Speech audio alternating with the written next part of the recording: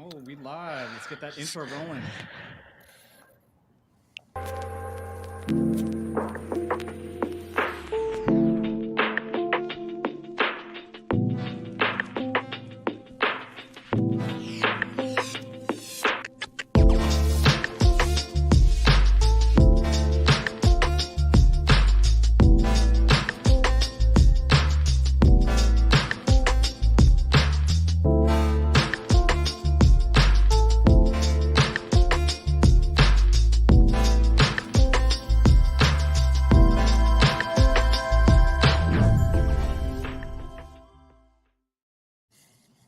And welcome back, everyone. Welcome back to the NASEF Scholastic Esports Academy 101 podcast.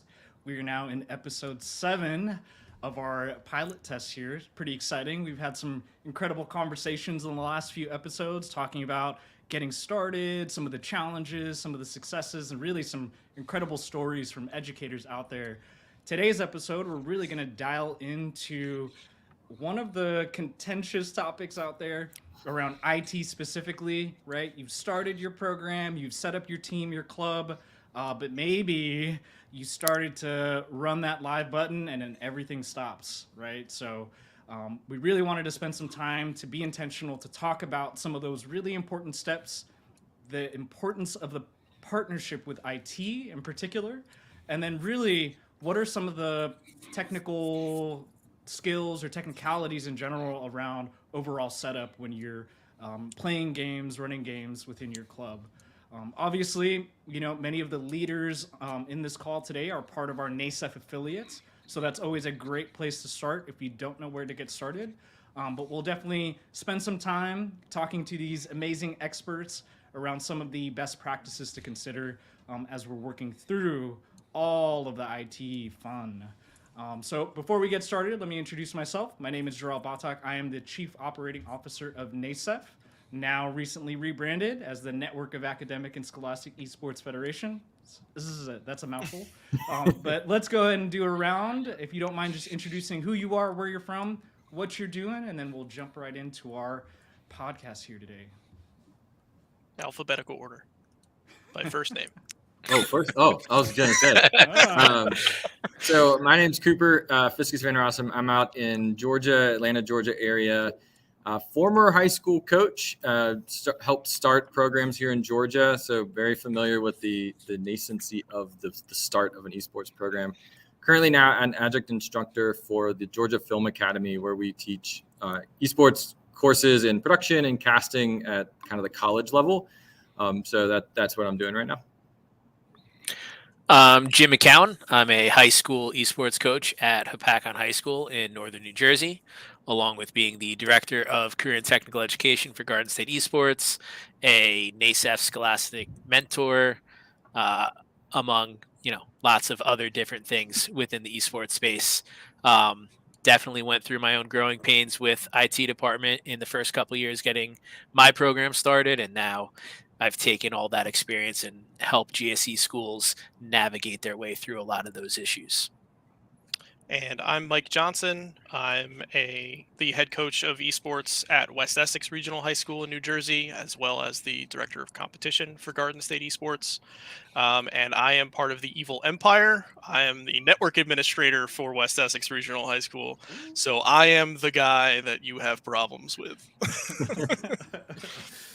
Well, thank you, gentlemen. It's a pleasure to be here and have this conversation with you. Just quick shout out to Regina in the background. I know she didn't want to be on camera, but we just got to give a shout out because we appreciate her energy and effort in helping support the development of this amazing and incredible podcast.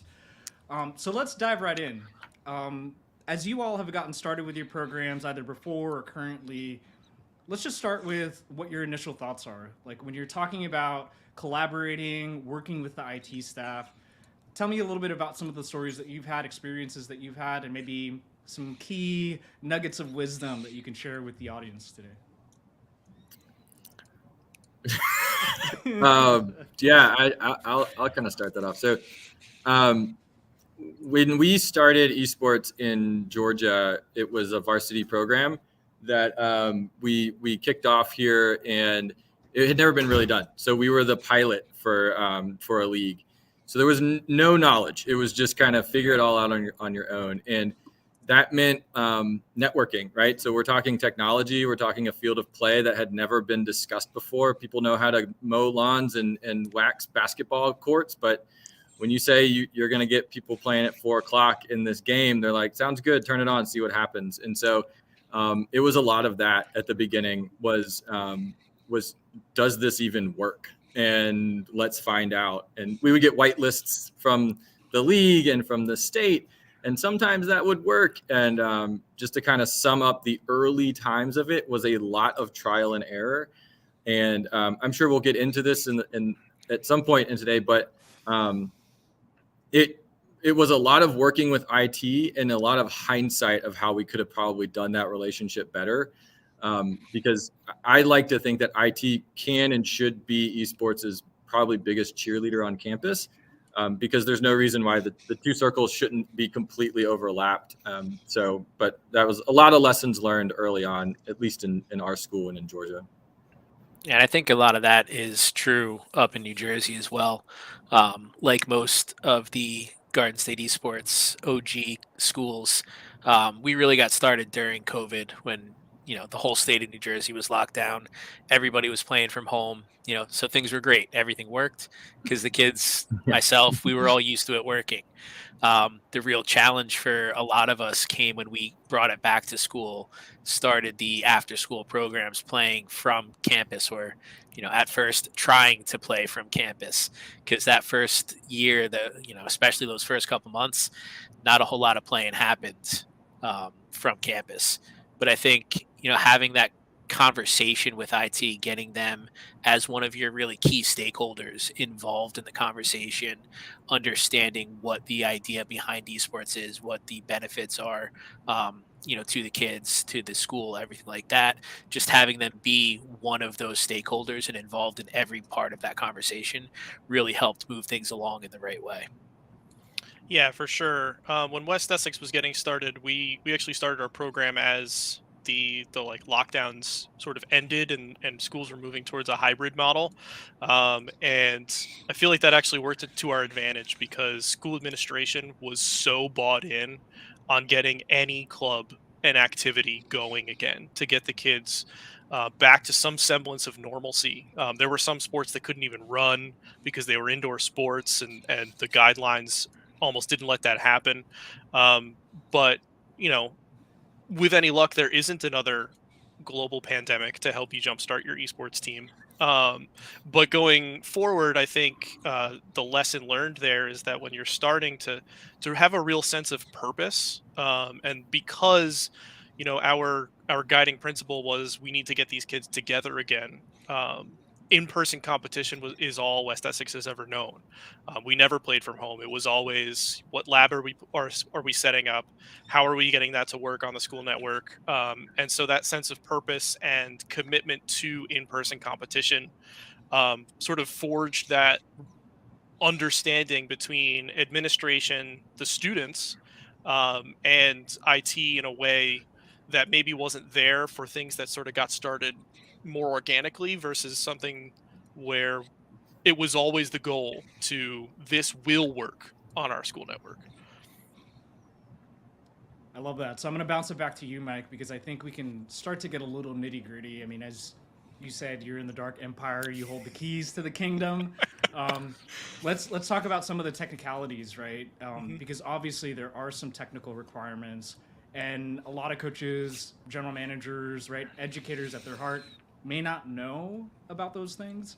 Maybe you can give us some idea, from the IT side, what are those requirements they should be aware of, and then we'll spin it back around and from the educator perspective, some of the things that you've encountered as well, Jim and Cooper. Sure. Yeah. IT departments, especially in education, we're almost under siege. The worst nightmare of any school IT person is they wake up in the morning and they see, the phishing email that has completely locked everything down, or they get the constant alerts that network switches are going up and down because somebody plugged something into somewhere, and everything is ruined now. So it's almost this and schools are such a a target now. It's almost weekly that you hear of some school that has been, phished, has had some sort of network compromise. And so the reaction almost is to tighten up and go into the clinch whenever anything open gets discussed. And so I think the real advantage to getting that relationship with IT started, if you're not a technical person as an educator, is to get to the IT department early and bring your principal, because then you have the double mode of attack of the IT department can prepare, can in our office we always ask, what is your goal? Because if you aren't a technical person, you may not know what you need to ask for. But if you go in with a clear goal, and that can be as simple as, I need my kids to be able to play Rocket League online against other schools after the school day ends. From there, then the experts that are in your IT department can then think backwards from what your end goal is on how to make that work for you. And the reason you bring your principal is nothing helps things go faster than their boss saying, this is going to happen. That's actually what happened to me. Is the principal basically told me go start an esports program. And luckily for IT conversations, I got to just like hold a mirror up and say, Mike, I need this. Like, oh, sure. Yeah, you got it. But if you don't have that advantage, then I think, start as early as possible and have a goal in mind for what you need to do in, the immediate, for the next season. What games are you playing? But that sentence, I need to play blank against other schools online, because IT departments may not know that it's not just a video game club, that you're looking to compete online where these computers have to go out and talk to the internet. But then also your long-term goals, where it's like, we're starting with Rocket League, but we also plan to roll out these other games, because that's going to trigger to your IT department the requirements of the computers. So beyond networking, now I need to make sure that I have computers that can support those games, or are consoles in the equation? Are we hooking up Xboxes and PlayStations? Because that's a whole nother ball of wax. So I think just starting those expectations and starting those conversations as early as possible, with as much buy-in from people who get to tell those guys what to do, as much as I hate to say it, like that, you need to have that sort of arsenal behind you sometimes, for some of the more reticent IT departments out there. And I think Mike touched on something nice there. Start with a very specific goal. From a advisor, from a coach standpoint, I would suggest starting small, especially in your first season. Go with one game. Like, we want to play Rocket League, right? And then through that, you have a very specific goal.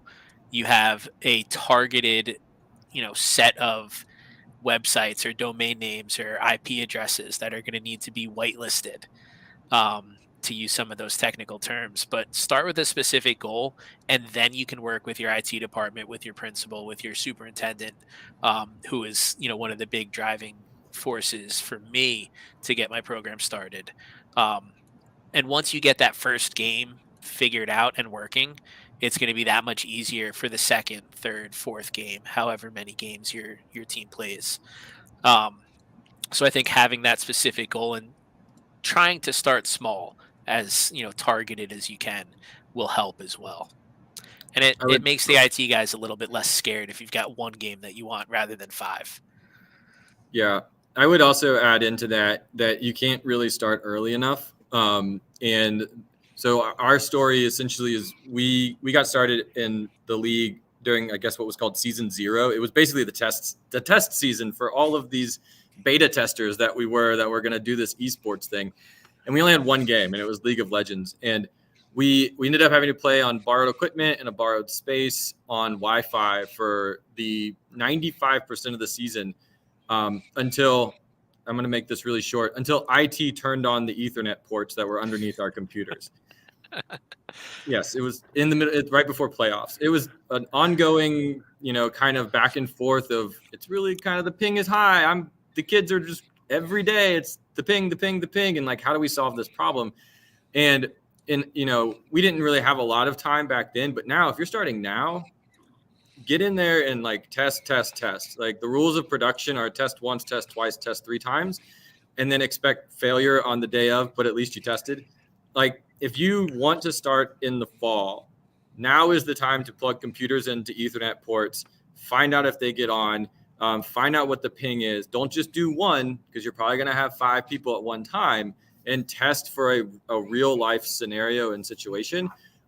Because if there are issues 3 weeks, 4 weeks, 5 weeks before the season start, you can troubleshoot all the time on IT's schedule, and you don't become a nuisance. You become just a school partner. And that's going to help you get to preseason and game day, is by actually testing the equipment. I can't echo enough the just start small, or at least test small and build. We started with League, and then the next season they opened up Rocket League, and we didn't test it. We just knew League worked. Rocket League did not work. It didn't just not work. It didn't work the entire season, and we had to cancel the season. And it was one of the worst moments as a coach, is to have had people sign up for something that are excited, and then all they get is the lobby and they can't connect a game. And it took us months to figure out what the problem was, and they couldn't. Someone previously on the network had blocked Rocket League in a way that they could not figure out how they blocked it, and they couldn't open it up. And so we basically just had to pull Rocket League until we came up with another solution that, whenever we get to solutions, I can kind of share, that was a compromise between us and IT that solved for a lot of their, we really can't do that. But we built towards a solution that they're like, oh, that actually we can do. We can work in that world. And that was where we got. And then after that, we had wide open, full throttle, three ping Rocket League. Everything was just golden. But IT was okay with it. The school said that's a secure solution. And but it took time to get there. That in hindsight, I wish we'd had mirrors that Mike had, that we could have asked those questions and figured out what we were doing wrong in the beginning. And I think, Cooper, you hit on a very important thing too. Now, if you're planning to start in the fall, now is really the time to start thinking about that, because, we've all been talking about internet issues, but, even before you get to that, you've got to really think about your computers, because esports, video games in general, take higher powered computers than most schools have in their buildings. Unless you've got graphic design programs, video production programs, things like that, your school might not even have computers that can run Rocket League. So figuring out what your equipment itself is and whether or not that is meeting those minimum or recommended standards for those games is your first step. Once you've got that figured out, then you can start working on, the internet issues, the IT department, network control, all of that kind of stuff.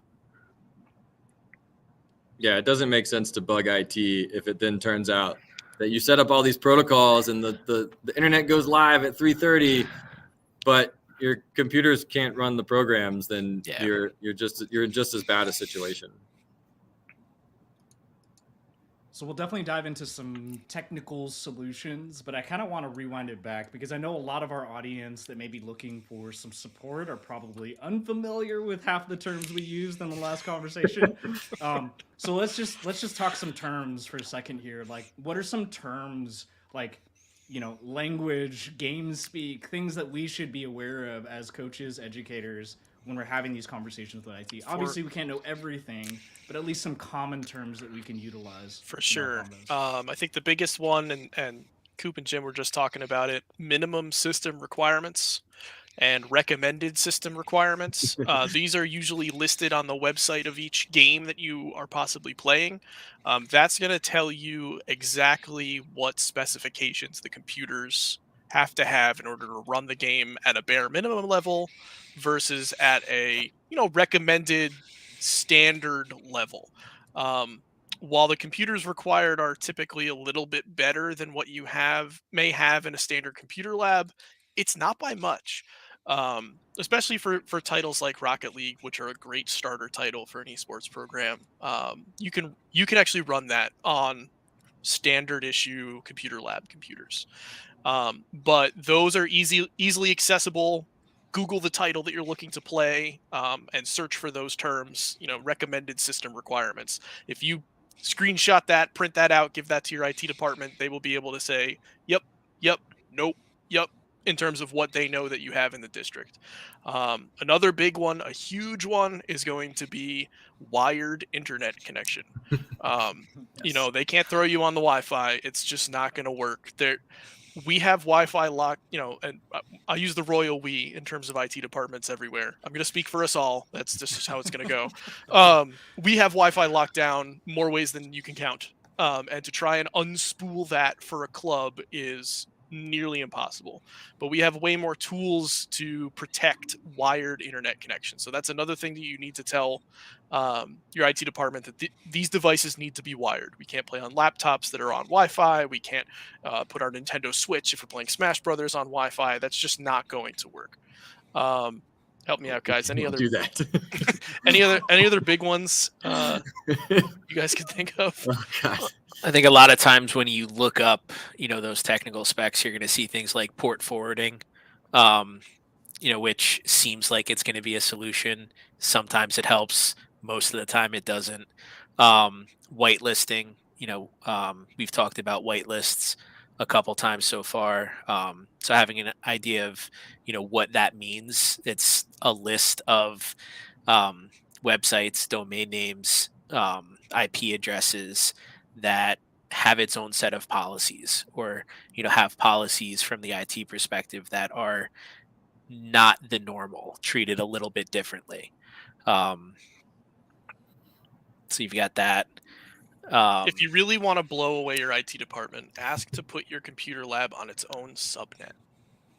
So Solution for everything, right? yeah, honestly, it really is. And to put that in layman's terms, if you take your whole school network at large, that would be the net, and then subnet is just a prepackaged small corner of that network that is easy to apply different rules to, different allow lists in the web filter, different firewall rules to allow things to that particular little corner of your little neighborhood on the school network, without opening all of that stuff up to the network at large. So if you go in and say, I need to play Rocket League online against other schools, I need to play this on computer, it needs to have a wired internet connection, and if possible on its own subnet, the IT department's just gonna fall in love with you, because you've done all of their thinking for them, and now it's just, all right, well, how do I make these games work?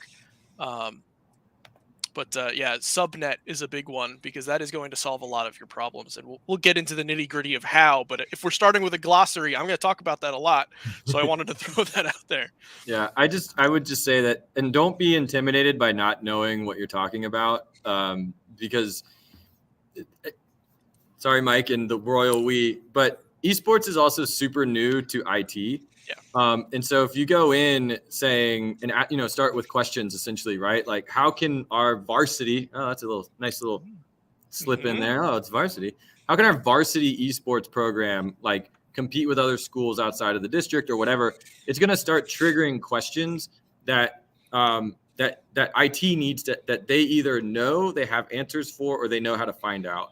And if you start with those questions, you can get to a point that's like, okay, this person might have done some research, which is great, but they aren't walking in the IT department like a know-it-all that's coming in accusatory. That's like, what doesn't Rocket League work, man? Right. It's like, what are you even trying to do? It's like, okay, we'll just start with those, like, hey, I don't know all the details, but our kids are trying to do X, Y, and Z, and we've got, a league season, whatever, and just start having conversations, because there's protocols and there's rules and there's all sorts of behind the scenes security issues that IT has to abide by.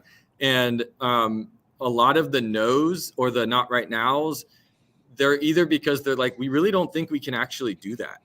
And it's not because they don't want to, it's because they either have to go up the chain. I'm assuming Mike, I'm now speaking for the royal we, but it's not always IT's decision. And it's a conversation starter, which always goes back to the start early so that you can give IT time to be like, I don't even know if we can open these ports. Like, I don't know. I got to find out these answers, and I can't do it in a week. I'm sorry. And like, yeah. And it goes back to that, having that clear sense of purpose, where, you know, your clear sense of purpose is that you have this varsity level program and that they need to play online. And so if you go in with that sort of guiding star and are willing to ask questions of, well, how can these computers get online? Or okay, so you can't open Rocket League or they'll be playing it in lunch. How can we open it just for the computers that we want to play on? And those leading questions that are all tied to that guiding sense of purpose of the program will achieve what Cooper's kind of, you know, getting at, where it's a collaboration versus an accusation. But you will, even if you know nothing about how computers work, because you have that guiding principle of, you know, this varsity team needs to play online, you sort of know what questions to ask that always relate back to that, because eventually the answers will all start to line up with, yeah, well, that's how that is going to happen to get you to where you need to go.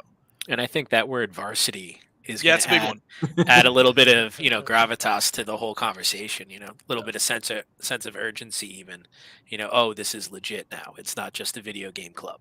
Yeah. You know, so that's, if you can throw that in there and your program, your state can do varsity, you know, definitely use that. So I'm going to take it sideways a bit, because I know we've been talking about wired connections being important here. We're starting as NASEF to explore the idea of mobile titles. And I think mobile gaming in general hasn't really taken a foothold here in the US like it has abroad. So I'm curious, let's go down a quick little rabbit hole. If we were to consider the idea of mobile gaming, what are some additional considerations, you know, beyond? Because obviously we've been talking about Rocket League, League of Legends. But if we go down the rabbit hole of mobile gaming, I'm just curious what your thoughts are. That opens up a whole nother can of worms, because now you kind of have to talk about that Wi-Fi. You know, if you're playing mobile games, you've got two options. You've got Wi-Fi or you've got mobile data. That's really all there is. And, you know, I know for my area, not all the kids have unlimited mobile data.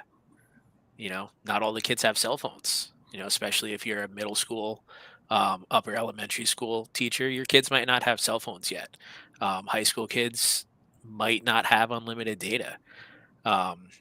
So you've got to start to have that Wi-Fi conversation, which opens up another school-wide conversation about, you know, is your school going to allow some sort of a bring your own device type of policy to connect to the Wi-Fi, you know, and that's a much bigger conversation, especially in the world of education, than just, oh, hey, here's a new game, let's play. And I think too, in Scholastic Esports especially, we kind of touched on it in terms of like system requirements, but there are equity issues throughout Scholastic Esports. You know, you need to have equitable equipment in order to participate. You can only control what you can control in your own school, but once you start getting into mobile games where the school's not going to issue cell phones to the players in order to play these games, they're going to be on their own. And I don't know that these questions are answered, but do the players with the giant, you know, Samsung Galaxy Note tablets that have the, you know, 6 million inch screens, are they at a competitive advantage to, you know, another student who's stuck on their iPhone 10? You know, or even the students that have those add-on controllers for their phones. Correct. Yes. And then you get into the add-on controllers with the clips and things like that. And that's even before you even get to putting these devices onto some sort of Wi-Fi network to play. You're talking about equity issues in terms of the playing surface, and whose responsibility that becomes. So yes, again, I was just sidetracking into a rabbit hole, but I know we can go down deep into that spiral. That's a deep rabbit hole right there. It's definitely a conversation I'd like to continue. BYOD is the 4-letter word of school IT. Well, it is just interesting how every location is different too, just which is, I mean, maybe it's a segue out of mobile, but it's still connected to the whole equity issue of equipment. If you're in a city or urban district, you might have great 5G coverage, which is awesome and whatever. But depending on where you are globally, that's kind of the lay of the land is like great coverage and mobile is the way to go. But domestically here, that's not the case. And so it is so, and with the way leagues and states nationally are played, the whole state looks different depending on where you are. So it really opens up a lot of, mobile phones is an equity issue. It's the same issue you see in schools with traditional PC gaming or console gaming now, right? Like some have PS5s, but maybe they're on PS4s, or maybe you're using just the standard issue Dell computers while this other school just cracked open a whole bunch of 3070s. Like, there's still a lot of standardization that is just kind of like get to the field of play in some places and then like prove the concept and like get buy-in later. But I think that is just an ongoing conversation of like, what does the field of play even look like? Right. All right, so we'll rewind it back. We'll get back to our regular programming. I think we'll definitely continue that conversation because I'm definitely interested. I think there are opportunities in general, especially on the global stage. How can we connect young people to those opportunities as well? So we'll continue that conversation sidebar. But let's go back. Let's think about you're getting ready, right? Your match is coming up. You're getting super excited, right? Team is hyped. But then something's not working, right? Rocket League has an update. Yep, there's an update. Games let's are talk scheduled about those things. on the game update at 4 o'clock. All the games are supposed to start, and that's when the scheduled update is. Yeah. Yep. Classic. Let's dive into that. So what are some technical tips, right, when you're preparing for match day to consider? Maybe some tricks, some shortcuts, right? Some things to consider that you can really, like we were talking about, being intentional and planning ahead. What are some of those things? Know your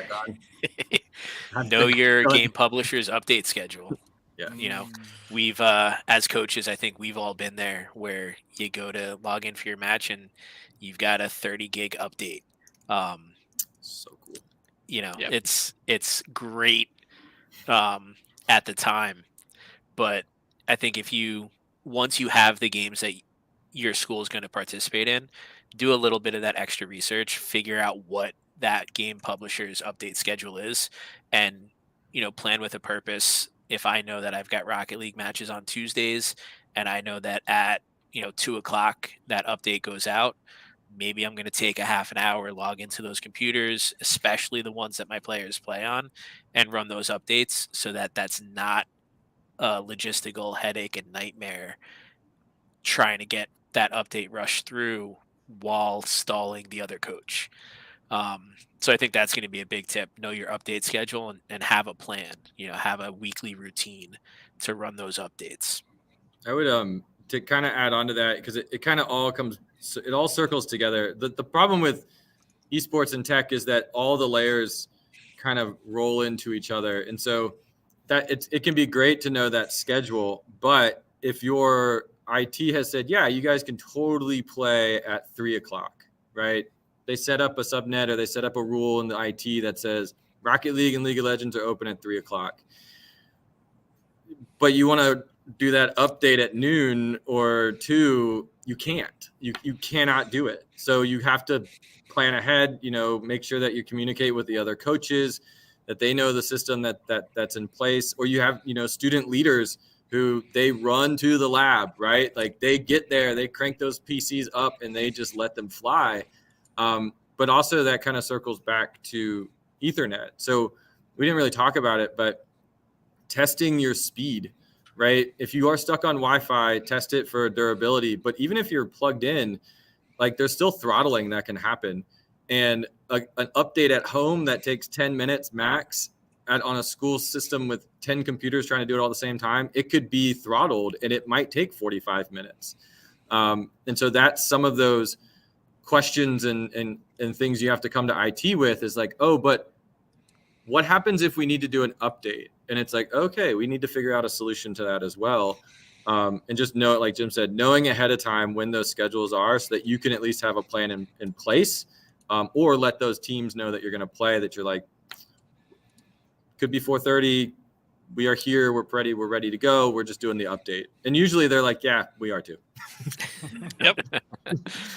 Yep. Yeah, I think also following on your social platform of choice, the game publishers that are publishing the titles you're playing. So whether that's Twitter or Reddit or what have you, because they will always push out the patch notes. And typically speaking, if there are patch notes from a game developer, there is an update. And yeah, I mean that way you can know ahead of time to get that communication going. I would say also in terms of while we're on the subject of updates, IT may need to update your computers, or they may need to update the firewall, or they need to know when you expect to play, so that they don't take the firewall down for scheduled internet maintenance on a match day or during a match or something like that. Or do But internet testing on game day. or do bandwidth testing and things like that on game day, because these are all things that are disruptive. We do them after school. We're in school IT because we love getting home at 4:30, and so that's when we want to do them, in that tiny little window. But I know we keep dragging Jarrell away from actual technical things and talking about communication, but I But I think I that's really important. do It's all good. I Yeah. really do think that negates a lot of the need for technical knowledge and in the moment troubleshooting. If you can prepare and communicate and have that plan ahead of time, you don't need to fix anything if it never breaks in the first place. That 100%. said, It will break. the two gut reactions that Jim and Cooper had in terms of fixes, turn it off and turn it on again. Learn to love the task manager if you have access to it. If your school IT allows you access to the task manager, you can right click if you're on a Windows computer, which most esports computers are. If you right click the taskbar, that's that bar that goes across the bottom that has all your little open applications in it. Task manager is in there. Click on the thing that's not working and hit end. If it's in there multiple times, click all of them and hit end. Because sometimes, if you're using Discord for communication and it's just the little alien is just spinning around and around, or the mouse software from Logitech isn't running that helps the kid have the nice, DPI, the nice accuracy on their mouse. Sometimes that little thing is just spinning around.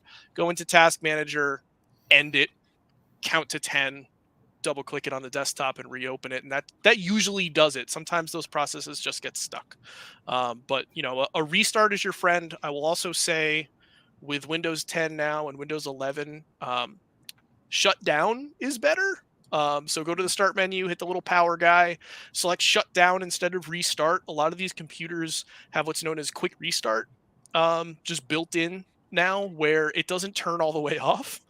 It wants to be super helpful. It wants you to be able to use your computer and things like that, but it doesn't actually deactivate the components completely in an effort to start back up faster so you can get back going. But what you want it to do is deactivate those components and completely kill power to them so that they're fully reset. So if you hit shut down, wait for the fans to stop moving, and then just hit the power button and turn it back on. That's better than restart a lot of times. That'll fix some weird, I don't have any sound out of my headset or things like that, because it's completely killing power to the ports and then turning them back on. That's the one that I've found just in the last few months with some weird, funky issues that we've had. And I think that's Windows 10, Windows 11, as they push more software updates. They love their quick restart. Yep. Software updates, driver patches, all sorts of fun things that shut down, count to 10, start back up. Solves. Everything Mike just said just kept triggering horrible memories from an hour and a half ago. Troubleshooting. Troubleshooting is just, if there's a couple pieces of advice every esports program director or coach, it's learn how to be incredibly patient and take a moment to breathe and literally go down a checklist of what could be wrong. Audio problems are going to just wreck your day constantly because people unplug and plug in headphones. They bring their own headphones. Oh, I'm on Bluetooth, right? All of these things mess with a computer. We just had an audio problem today where I don't even know why this problem exists, but we weren't getting audio out through the headphone jack. And it was because the setting, it wasn't the mixer, it wasn't vMix, it wasn't the board. It was Windows had selected an alternate output. Just because nobody else did. Mm-hmm. So after a couple minutes, it was like, oh, wait, go back to where it all starts. And it all starts in what is actually being read. And it was like, that's no, we need to come out of the speakers. And it was like, oh, there's the audio, right? That's not an emergency call to IT. That's just a troubleshooting. And those things start to happen a couple times, and then they just become part of the process. And you're like, if then statements. And you're like, okay, I solved this one because that's just the nuance of technology. Yeah. And that's not even something where you have to like study up on, like that. Just have a sense of what it's supposed to look like. And then, try to get back to that. So if you know what the actual output is supposed to say when you click on the little volume slider and it doesn't say that, then then that's probably where you need to go to try and fix it. So you don't need to get into the weeds of audio inputs and selections and device management and stuff like that. If it's supposed to say speakers and it says Asus P790, it's trying to put audio out to the monitor instead of to the speakers. And it could be something as simple as that. So I don't want people to feel intimidated of like, oh, I need to know like how to switch all. Have a sense of what it's supposed to look like when it's working, and then try to get back to that is really the simplest troubleshooting checklist you can go through. Have your formula, basically your recipe for game day, and just make sure all the pieces are in the right spots and it all lines up. I will also tell you, for whatever reason, Windows, this one happens to us a lot. It actually happened to us at our finals event in the winter. PlayStation controllers, when you plug them into Windows computers, sometimes Windows wants to put audio out to it. So you would have the player had audio through their headset. They could hear the game. They could hear voice chat. The second they plugged in their controller, nothing, because Windows wanted to output audio through the PlayStation controller. And so it's weird stuff like that. It's got a little tiny headphone jack. So, but again, have your flow chart of like, okay, what's not working? Sound. Let me see what it says for sound. I know it's supposed to say blank, but it actually says, DualShock 5. And that's not right. So how do we fix that? I even tell my students not to leave it on default, especially for audio, because who knows what Windows is considering default. If you know you have a certain brand headset, just put it on that headset, Logitech Pro X. That's where I want my sound. That's where I want my microphone. Default is not always going to be correct. You brought up a good point there, Jim, and Cooper, you referenced this earlier. If this is getting a little too overwhelming, definitely work with your students as well. The student leaders can really help support you, may even know what the issue is. And part of this is the environments we're creating are really, they're learning environments. So we're creating opportunities for them to learn as well. So as you're troubleshooting, they can also be part of that process. And so you're learning together. So that shared learning environment is what we're all about. Since we are talking about students, obviously, one of the most important things in our role as facilitators is really to keep them safe. So when we're thinking about safety with students, what are some of those safeguards that you need to put in place for these types of programs? I always start with a code of conduct that I discuss with my team. And for me, that always starts with the good luck, have fun pledge. How are we supposed to behave? I always explain to my students, we're not just sitting in our bedroom playing video games anymore. You're now representing your school.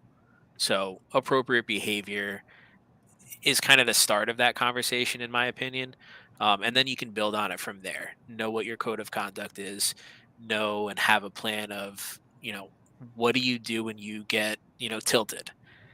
There's another gamer term for you guys. But, what's your plan when things don't go wrong? A lot of the games that we play have a timeout feature. Don't be afraid to use it.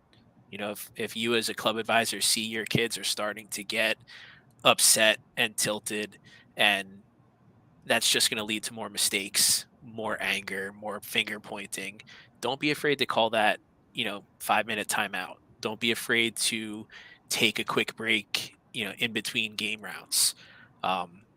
Focus, recenter yourself, and then go in with the proper attitude and mindset. That's a great place to start. Yeah, we had sportsmanship pledge that was kind of mandatory. And I know a lot of clubs actually build those with the students so that it's not a dictatorship coming down from the top, but it's built in collaboration. So the students also help to determine, like, what do we want to be as a program? The spoiler is a really healthy one. So it is kind of a dictatorship. But at the end of the day, like, they're part of that, like, what does sportsmanship mean to us as a team? Like, oh yeah, you know what? We are a team. That's weird. Like, I've never been on a team. What does it mean to be on a team? And so, like, those kind of things happen. And for some students, this is the first time they play games all the time. But like Jim said, this might be the first time they're sitting next to their teammate. And when you put a face to that person, it becomes really awkward when they start trying to, like, talk smack, and they're like, oh, you're right there. So, like, you start with sportsmanship pledges, and I've even recommended, like, this is kind of going to, like, practice concepts, but, like, it's okay to also model and watch other more traditional sports and talk to those coaches. Like, football's been around for 100 years, baseball forever. Like, how do they develop good culture in the team? Because it sticks. And then also take your students to watch a practice, watch how the other teams interact with each other on the field of play, right? And that's what it means to be a team. And so if you can see a good model, then the students can come to that. Because I often tell people, like, Scholastic Esports should be the model for removing toxicity from esports. All of these players that are coming in now, middle school, high school, they're starting at the team level. Whereas before, it was all the solo queue and just, get tilted, throw your keyboard, do whatever you want. But hopefully these are the students that are changing that model. And they're like, no, it's actually okay to be nice in a stream. Who knew? It actually helps you win games when you work as a team. Yep. And that's kind of the model, at least when it comes to safety from a long-term perspective of the growth of the student. Like, have them help build a sportsmanship or conduct pledge, and then understand the consequences of what happens when they break that. And that, talk to other teams, just get input from people who've been doing it for years, and they'll tell you what helps build glue in a program. Yeah, 100% what both of these guys have said. Have your students provide input for what makes them feel safe and what makes them feel supported. But I start every single season. We have an interest meeting to, like, give out information on when tryouts are and things like that. And the first thing I put up on the board is not what games we're playing, is not when we meet, is not when the season starts. It is, you will treat your opponents and teammates, underlined 4 times, with respect. Because when they are playing online at home, they can say whatever they want into the microphone, because in 30 minutes they get 4 new teammates. You see these kids tomorrow, and the next day, and the next day. We're here 5 days a week. We have 1 match a week and 4 practices. It is going to get real awkward when you just trash talked your teammate to the point where they felt really bad about themselves, and now they got to come in and sit next to you again. How are they possibly going to improve? And then the next thing I write under that is that I have 0 tolerance for breaking rule number 1. I don't care if you're semi-pro, you're off the team. Because we're here to break through that toxicity. We're here to provide a safe space for students to play. And when they get into our Discord server to start communicating with their teammates, they have to agree to that policy. In order to participate and get a role where they can talk to their teammates, with the understanding that if they break it, they're gone. And then in the heat of the moment, in terms of when they are playing, like, it's sports, you're going to get frustrated with your teammates and things like that, and things are going to happen. But the other thing I tell them that sort of, like, I saw a light bulb go off in one of their heads was, like, if you're making actual communication call outs in the game, you won't have time to yell at your teammates. And if you're yelling at your teammates, you don't have time to make actual call outs in the game, and you're not actually absorbing information for what the goals are. And they're like, oh yeah. And so it's like, you have a limited amount of time to speak into the microphone during this game, and if you're using it to trash talk a teammate, you're never going to accomplish the goal, because it's physically impossible for you to say 2 things at the same time. But those safeguards are culture oriented. I can go into what IT departments are required to do to protect your kids online, but a lot of that is out of your hands as an advisor. What you can control as an advisor is that culture that you're putting in place. Like Jim and Cooper said, and like Cooper said, the consequences have to be clear and they have to be enforced, because what I've noticed working with high school students is they do nothing better than identify phonies. Yep. Their phony receptors are off the charts. Any inauthenticity or one thing you did 6 weeks ago is inconsistent with what you did today, and you're not clear about why these situations are different, their phony detectors are going off. And so if you tell them you can't be toxic towards teammates, and then they're toxic towards teammates in practice, but nothing happens, they learn from that. And so you sort of have to just set the expectation and then live up to it, and a lot of these problems will melt away. I mean, I've had kids come in on chat bans, like they're actually banned in the game client from chatting with teammates and opponents, but are the nicest kids on our team. And that behavior sort of like gets corrected because of the culture we've built in our room. So it does work. Even if you know nothing, if you don't game, if you know nothing about gaming, be that leader in the room. Have your experienced students be leaders in the room, that like, this works, this, we have a good time here, we're a team here. Young freshman that's coming from solo queue, like, you need to back off a little bit and toe the line. And I think, as educators, we know that students are going to push boundaries, and you've got expectations from what video games are from playing at home, and esports is different. Cooper, I think you kind of touched on it by suggesting to go see a traditional athletic practice. A lot of the soft skills that you're learning from traditional sports, you can learn just as good, if not a little bit better, through esports. Communication, leadership, teamwork, all of that is still here. And, some people might even say more important in some of these games. Like Mike said, if you're being toxic and you're, talking down to your teammates, you're not communicating appropriately during the game. So, changing that mindset of what video games are and what they should be is a good first step. And from a personal story, I've actually had to suspend my best League of Legends player in the middle of a season because he threw a toxic fit in the middle of a match, muted and deafened himself, and didn't talk to the rest of his teammates for 1.5, matches of League of Legends. And the other 4 kids came to me afterwards and were upset about it, rightfully so. And we had to make that decision to sit him for 2 weeks. And I had to have a private conversation with him and say, listen, this is what your teammates are seeing. You're not being a good teammate. You may be the best player individual on the team, but this isn't solo queue. This is a team game. You're representing your school, and right now you're not doing a good job of that. So that was a tough conversation to have.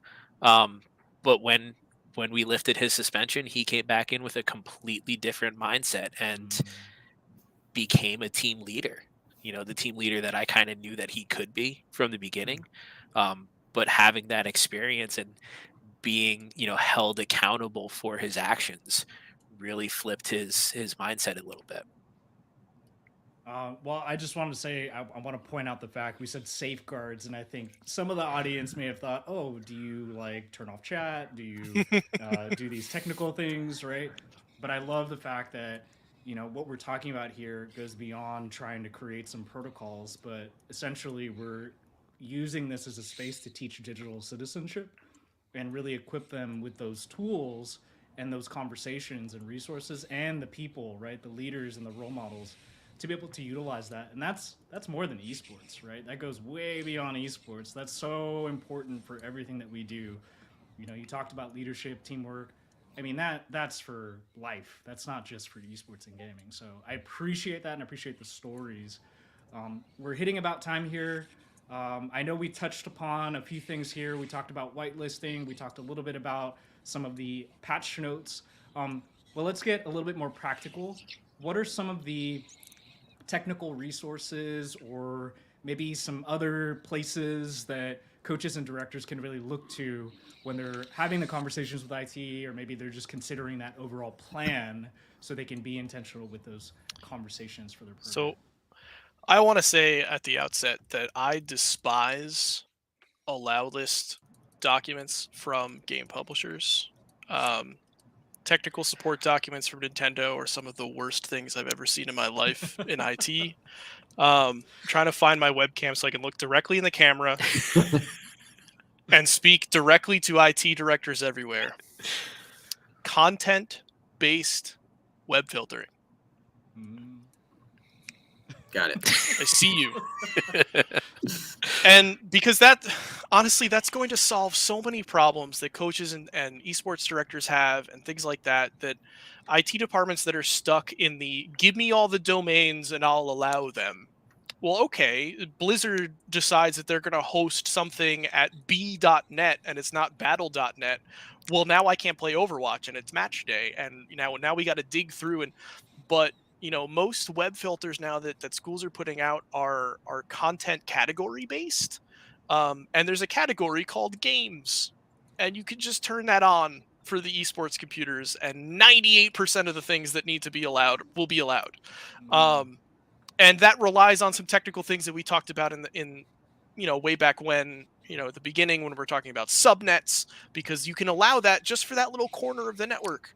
And it's not that hard to do. So that's take the soapbox out from under my chair now. But that's the biggest thing for me is, we could talk about, well, look up on the game publisher website and see what they recommend for ports, because Nintendo's going to tell you to forward ports 1 through the maximum binary number of ports. It's 1 through 65,000. And your network admin is just going to hand the sheet back to you and say, come back to me with a better list. Because I can't do that. I cannot open every port number from 1 to the maximum binary value in my firewall, because Russia will be here. That's just how it happens. So it's, content category based web filtering is going to solve so much. But outside of that, if you're affiliated with a state league, a lot of times they have a community that you can reach out to. GSE, we have a tech support channel in our league Discord for advisors where you can ask any and all tech support questions. And Mike will answer every single one of them. I answer most of them. But other advisors that have had that problem or had that conversation with their IT department, they're going to be your biggest resource. Esports is still so new. Cooper said it at the outset that it's new to IT departments too. It's new to advisors. It's new to the game publishers. Scholastic Esports is not what they had in mind. They had professional esports in mind, but getting these to run on school networks is not something that they are prepared to do or have written up guides to do. So it's still going to be crowdsourced from other advisors, from other IT directors. A lot of times you can have one IT director reach out to another. How did this work in your school? It's even better if that's a neighbor district. Odds are they've already spoken to one another at a conference or something like that. A lot of it is going to be crowdsourced, is going to be that sense of community from advisors and things like that. Someone has had this problem before. You are not alone. And that means someone has also solved it before. Yeah. Unless it's ask for help. Switch. Yeah. And ask for help when you need it. That's the biggest piece of advice I can give you. Ask for help when you need it. And I'll kind of take that answer in a different way. So all the way back to the subnet. So what solved our Rocket League problem was we got a network switch that was dedicated. Mm-hmm. And IT was like, fine, we'll just get you a network switch. And I was like, that's a solution? I had no idea. It stopped every email from that point on for the end of eternity because we got a network switch. And it became, it was wide open and we could only use it for us in a closet after practice, after games. And it was part of our game day, everything. Our computers plugged into it and only it through Ethernet. And we were wide open as fast as we could go. When I say wide open, I mean unthrottled speeds. It was amazing. But it kind of made me realize that some of the language that we can use when we're talking to IT or admin or parents and the legitimizing of this world, and then when it comes to tech and kind of advocating for yourself, is if you use terms that make sense. So like field of play, which I kind of say all the time. But if you think about esports, for us, our field of play was the network switch and the computers. And when you come to IT or admin and you're like, listen, we want to play these games on a varsity level against these other schools, we have a field of play just like football and basketball and soccer and baseball. It just looks really different. But you mow the football lawn and you tend to the mound in baseball. We have the same thing. We just need to figure out what it looks like and what it's built like. And so if you come to IT with those terms of like, we're trying to build this field of play, it creates a relational aspect that they're like, okay, I understand football needs to play on the football field. So how do we make esports play on the esports field? And if that means that it's a network switch or it's a subnet or it's whatever it is, then it's something that is tangible to someone who's new to esports and can say like, I think I understand what you're talking about for the practical needs of the program. I'm going to steal that. That is amazing. That's an amazing analogy.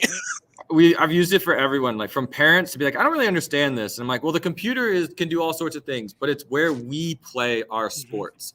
Mm-hmm. And they're like, oh, sports play on things. Okay, cool. And like IT is like, oh, so it's not open all the time, just like the football field's not open all the time. And you're like, correct. Yep. Like, yep. You're like, okay, so we can make sure it's safe. You totally can. You sure can. You could put a fence around it. Put a fence around it. Make us wear helmets. Wow. Digital helmets. Digital helmets. I don't know. Saying, it makes sense to people when they're like, oh, you have to play on a physical place. It looks different. Okay. I think we're on the same. We can have that conversation now. That's great. I love that. I love that we're creating the space, creating the play field, as you say. I think we've covered a lot of topics, but in general, as much as we've gotten technical, a lot of our conversation has been really focused on building relationships, making sure you have a plan for the plan, as well as really just tapping into the community that's out there, right? All of us here are very helpful, right? Just like Mike answers every single question, and I'm sure the rest of the internet will also be asking some questions to you, Mike. But in general, there are tons of people out there that are having these experiences, and like Jim said, like everyone said here, you're not alone. So with that, we are over time, so I appreciate all of your perspectives, all of your insights. I think our audience will gain a lot from it, and even if they're watching back, I'm sure you can clip it out and take some nuggets and share that with your community, so please feel free. But thank you again. We are having our next podcast. We'll have a couple more for this year, mid-month in May, May, and then we'll wrap it up for the year, and we'll continue on into next year and maybe do some really cool feature spotlights with some other experts as well. So thank you again, everyone. I appreciate your time, and I hope you all have an amazing rest of your evenings, mornings, afternoons, wherever you're at. Thanks, everyone.